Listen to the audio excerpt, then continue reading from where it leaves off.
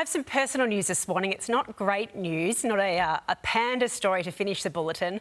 I have been diagnosed with cancer.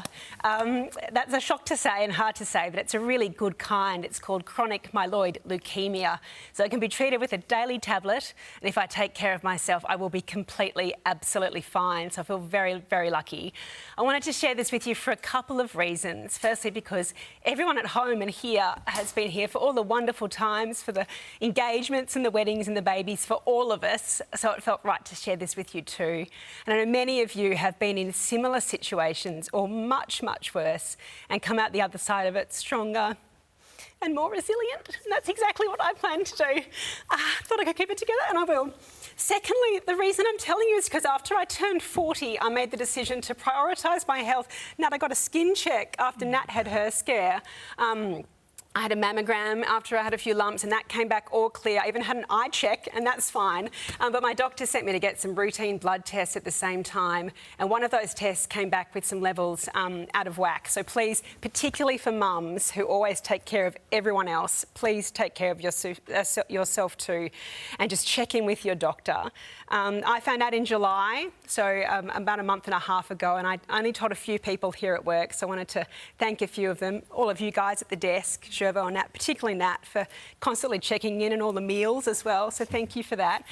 To Mon and Sally, who graciously shuffled around their family commitments so that I could take care of mine. And our bosses, God, how many times have I blubbered on national television on this show? So many. Sarah, Gemma and Anthony, who have been so understanding. I'm going to be taking some time off in September and then just return just a few days a week here at Sunrise. Despite appearances, I feel really positive about it. It genuinely is the luckiest unlucky thing to ever happen to me. I'm just beyond grateful I found it, and beyond grateful it's the best case scenario. So there you go.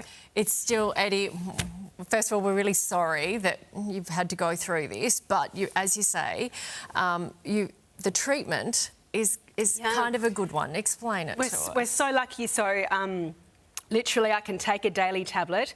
My life expectancy doesn't change. I just do need to take care of myself and rest. So we are unbelievably lucky to firstly have access to that in this country, and that is, you know, the kind that I have. And also I've reacted really well to the medication so far, which is fantastic, and I've had no side effects. And I also had no symptoms, which is why I wanted to give that health warning at all. I didn't have anything. I mean, I was tired, but hey, you know, get up at 3 a.m. So no symptoms at all, no warning signs, and that's really common with this kind of cancer, chronic myeloid leukemia. You often don't have symptoms. It can be very slow going. But if I hadn't prioritised my health and had that check, I could be dealing with a really different situation.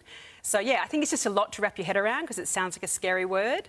But, you know, Barrett's Fertility Cure, you work in this space all the time, you know, just so many amazing breakthroughs and just, yeah, everything crossed, and just so incredibly grateful that this is the outcome. Eddy, you have, like everything that you approach, you've taken this so positively, and I know it's such a strange thing to say that, but you reached out to us personally, you told us this journey that you're about to go on yourself, and the positivity that you bring along with it is the best cure you're going to get. Yeah. Because you do it in such an amazing way. So we're right behind you, and we always will be. And I know that so many of our viewers as well are right behind you. Thank you, Sheva. Yeah, I was lying down to get my bone marrow biopsy going, I just feel so grateful. And the guy's like, we don't get that vibe in here very often. So yeah, I think I do, I mean, despite you know, getting emotional about it this morning, because it is an emotional thing for me and my family and all of our friends and all of you guys, my work family, I feel really good. I feel good in myself, but also just, yeah, really, really lucky and really grateful. Yeah. It's still big, though, to hear that word, and we know that because we've been living this a little bit with you. And the fact that you can take a tablet... I know. ...is amazing. And that's what you guys do and all our cancer fundraisers do, which is amazing in this country, isn't it? So very, very lucky. Yeah. And Eddy, the importance of having people around you too is really good, and you have lots of us you can call on, and we're here for you. So thank you. And please do. Yeah, I know it's often just said, you know, anything we can do, always do. Thank you. Yeah, it's been a strangely joyous time catching up with so many people and calling them personally to share the news. So there you go. There you go. That's my news this morning. Okay, come here. Hey, gorgeous. We do. We're going to have a group hug. We'll be back. Eddy.